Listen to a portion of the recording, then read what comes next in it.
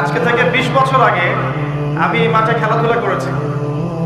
এমনকি একদিন আমার বাবা আমাকে বলেছিলেন, এবং আমি খেলাধুলা খুব পছন্দ করতাম, এবং আপনারা জানেন যে আমি খেলাধুলার সাথে ছিলাম, অনেক দূর পর্যন্ত খেলেছি আলহামদুলিল্লাহ। তো আমার বাবা আমাকে বলছিলেন যে খেলাধুলা করতে যেতে ইচ্ছা করছে। আমি বললাম যে হ্যাঁ।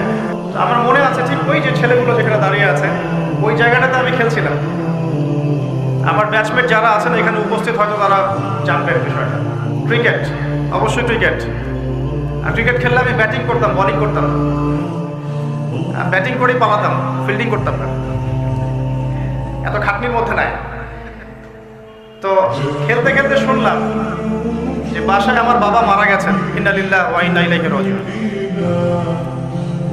আমার বাবা আর মা এখানেই থাকতেন, ঠিক এই বাজারের সামনে।